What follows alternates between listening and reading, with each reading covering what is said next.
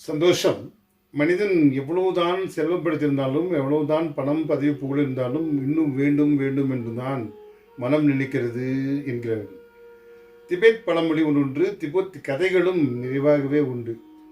ஒரு அண்ணன் தம்பி 2 பேர் ஊரில் சிறப்பாக வாழ்ந்து கொண்டிருந்தார்கள். அண்ணனுக்கு 100 மாடுகள், மொத்தம் 100 மாடுகள். அண்ணனுக்கு 99 மாடுகள் இருந்தன. தம்பிக்கு 1 மாடு மட்டும்தான் இருந்தது.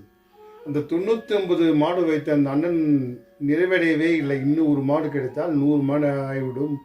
என்னை 100 மாடு வைத்திருப்பவர் என்று நம் ஊரில் பெருமை பேசுவார்கள் என்று சொல்லிக் கொண்டே இருந்தார்.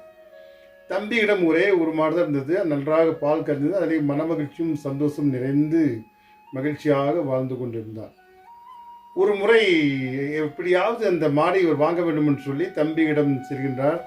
என்னிடம் 99 மாடு இருக்கிறது, இருந்தும் எனக்கு மன மகிழ்ச்சியும் சந்தோஷமும் நிம்மதியும் இல்லை. ஊரில் எல்லோரும் 99 தான் இருக்கின்றது, 1 மாடு இருந்தால் 100 மாடு ஆயிரும் சொல்கிறார்கள். நான் தான் உங்களை பேச வந்திருக்கிறேன் என்று சொன்னார். நீங்கள் அந்த 1 மாடு எனக்கு கிடைத்திருந்தால் 100 மாடும் எனக்கு ஆகிவிடும், அப்புறம் எனக்கு பெயரும் புகழும் மகிழ்ச்சியும் கிடைக்கும் என்றார். உடனே தம்பி எந்த ஒரு சலனம் இல்லாமல் உடனே என் மாடை எடுத்துக்கோ என்று மனம் வந்து கொடுத்து விட்டார்.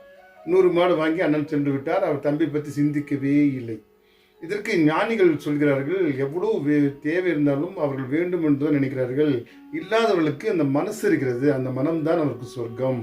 அவருக்கு இல்லா இருந்தால் கூட கொடுக்க வேண்டும் என்று எண்ணம் இருக்கிறது, அதுதான் சொர்க்கம் என்று சொன்னார்கள். நீங்கள் எவ்வளோ 99 மாடு இருந்தும் வேண்டும் என்று தான் அழைகிறது, நிம்மதி இல்லை.